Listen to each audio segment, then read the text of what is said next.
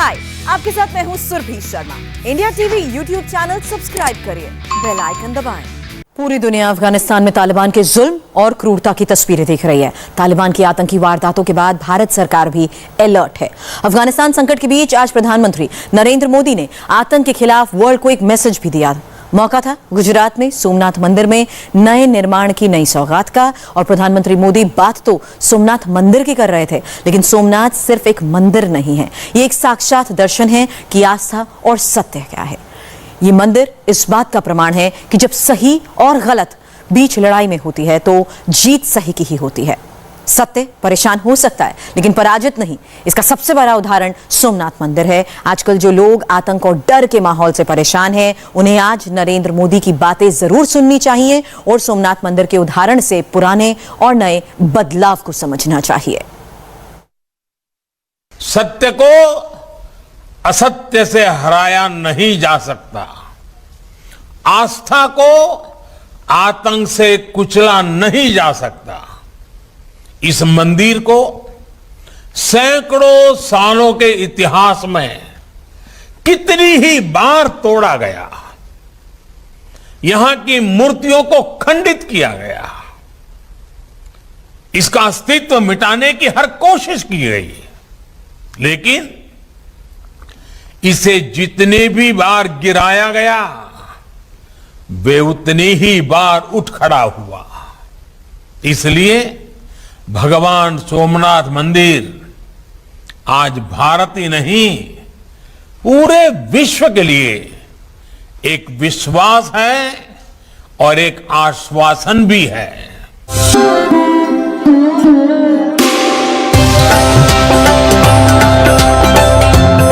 ये भगवान शिव का वही सोमनाथ मंदिर है जिसे महमूद गजनवी से लेकर औरंगजेब ने 17 बार तोड़ा, लेकिन इसे कोई मिटा नहीं पाया। ये पूरी दुनिया में भगवान शिव के 12 ज्योतिर्लिंगों में से वही पहला ज्योतिर्लिंग है जिस पर सन 1025 से लेकर 1655 तक 600 साल में बार बार हमले हुए। कई मुस्लिम आक्रांता आए और चले गए, लेकिन सोमनाथ के अस्तित्व को खत्म नहीं कर पाए। अपनी ताकत और धार्मिक उन्माद के चलते इन आक्रांताओं ने तलवार के दम पर मंदिर की संपत्ति को लूटा, मूर्तियों को खंडित किया, हजारों निहत्थे लोगों को मौत के घाट उतारा, मंदिर को कई बार तोड़ा, लेकिन श्रद्धालुओं के मन से भगवान शिव के सोमनाथ मंदिर के प्रति आस्था कम नहीं कर पाए। आज भी गुजरात के सौराष्ट्र में यह मंदिर पूरी श्रद्धा और वैभव के साथ खड़ा है। सरदार पटेल से लेकर पीएम मोदी तक सोमनाथ मंदिर के जीर्णोद्धार और नए निर्माण का काम आज भी जारी है।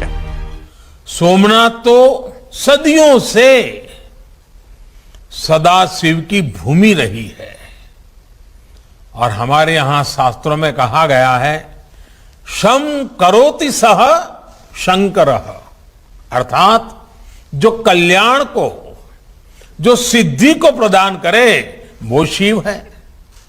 ये शिव ही है जो विनाश में भी विकास का बीज अंकुरित करते हैं, संहार में भी सृजन को जन्म देते हैं।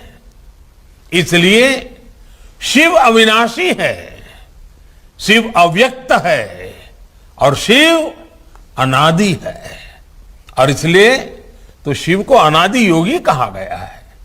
इसलिए शिव में हमारी आस्था हमें समय की सीमाओं से परे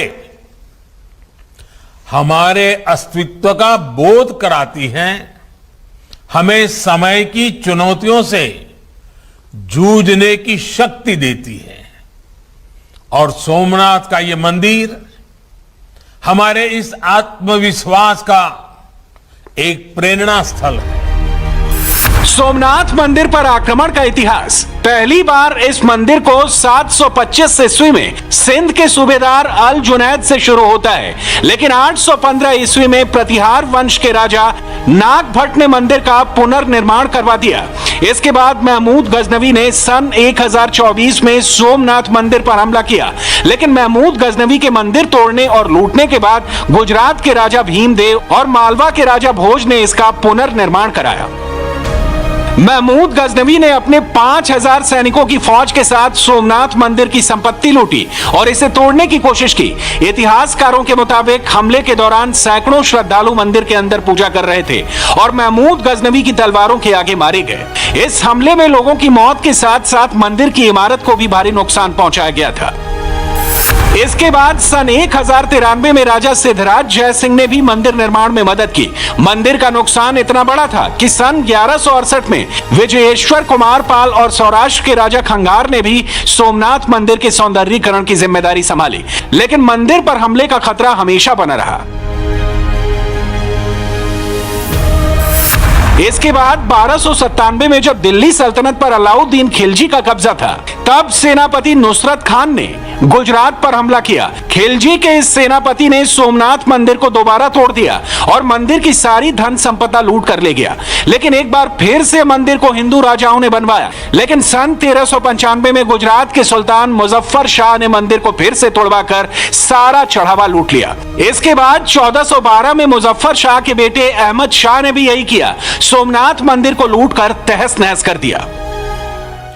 जो तोड़ने वाली शक्तियां हैं, जो आतंक के बलबूते साम्राज्य खड़ा करने वाली सोच है, वो किसी कालखंड में कुछ समय के लिए भले हावी हो जाए, लेकिन उसका अस्तित्व कभी स्थायी नहीं होता। वो ज्यादा दिनों तक मानवता को दबाकर नहीं रख सकती। ये बात जितनी तब सही थी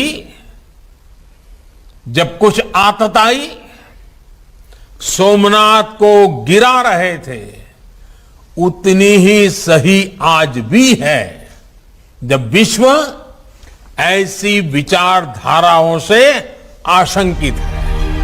सोमनाथ मंदिर पर हमले का सिलसिला मुगल साम्राज्य में जारी रहा। औरंगजेब के काल में सोमनाथ मंदिर को 2 बार तोड़ा गया। पहली बार 1665 ईस्वी में और दूसरी बार 1706 ईस्वी में। लेकिन जब भारत का एक बड़ा हिस्सा मराठों के अधिकार में आ गया, तब 1783 में इंदौर की रानी अहिल्याबाई ने मुख्य मंदिर से कुछ ही दूरी पर पूजा अर्चना के लिए सोमनाथ महादेव का एक और मंदिर बनवाया। भारत की आजादी के दौरान सरदार वल्लभ भाई पटेल ने अपनी गुजरात यात्रा के दौरान सोमनाथ मंदिर के निर्माण का संकल्प लिया। इसके बाद ही 1951 में मंदिर का पुनर्निर्माण हुआ, जो 4 साल बाद 1955 में पूरा हुआ। यानी आज जो मुख्य मंदिर आप देख रहे हैं, वो सरदार वल्लभ भाई पटेल के संकल्प का ही नतीजा है। सोमनाथ मंदिर को तोड़ने और बनाने का यह महायुद्ध पिछले 1000 साल से ज्यादा चला, लेकिन आजादी के बाद सरदार पटेल की देखरेख में शुरू हुआ मंदिर के पुनर्निर्माण और रेनोवेशन का सिलसिला आज भी जारी है। हम सभी जानते हैं, सोमनाथ मंदिर की पुनर्निर्माण से लेकर भव्य विकास की ये यात्रा केवल कुछ सालों या कुछ दशकों का परिणाम नहीं है। ये सदियों की दृढ़ इच्छा शक्ति और वैचारिक निरंतरता का परिणाम है। डॉक्टर राजेंद्र प्रसाद जी, सरदार वल्लभ भाई पटेल और कमा मुंशी जैसे महानुभावों ने इस अभियान के लिए आजादी के बाद भी कठिनाइयों का सामना किया, लेकिन आखिरकार 1950 में सोमनाथ मंदिर आधुनिक भारत के दिव्य स्तंभ के रूप में स्थापित हो गया। अब खुद प्रधानमंत्री नरेंद्र मोदी सोमनाथ मंदिर ट्रस्ट के अध्यक्ष हैं, इसलिए मंदिर के हर निर्माण कार्य में पीएम मोदी की विशेष देखरेख है। इसलिए आज सोमनाथ मंदिर के नए निर्माण के रूप में कुछ नई सौगातें मिली। आज पीएम मोदी ने पार्वती मंदिर की नींव रखी है। लगभग 30 करोड़ की लागत से बनने वाले इस पार्वती मंदिर को पूरी तरह सफेद संगमरमर से बनाया जाएगा। ये सोमनाथ मंदिर परिसर में मां पार्वती मंदिर की पहचान एक शक्तिपीठ की तरह होगी। इसके अलावा सोमनाथ मंदिर के के किनारे अरब सागर पर 1 किलोमीटर से ज्यादा लंबा वॉकवे बनाया गया है। करीब 45 करोड़ रुपए की लागत से बनाया गया ये वॉकवे मुंबई के मरीन ड्राइव की तर्ज पर बनाया गया है। इससे मंदिर आने जाने वाले श्रद्धालु समंदर का खूबसूरत नजारा देख सकेंगे। मंदिर पर हमले और निर्माण की पूरी कहानी समझाने के लिए एक मंदिर परिसर में एग्जीबिशन हॉल तैयार किया गया है।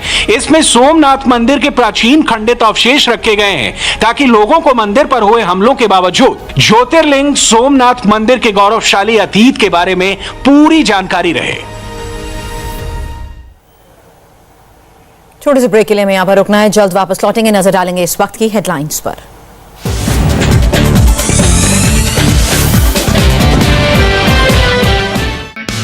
हाय, आई एम सुरभि शर्मा। खबरों से अपडेट रहने के लिए India TV YouTube channel subscribe करिए, साथ में बेल आइकन जरूर दबाएं।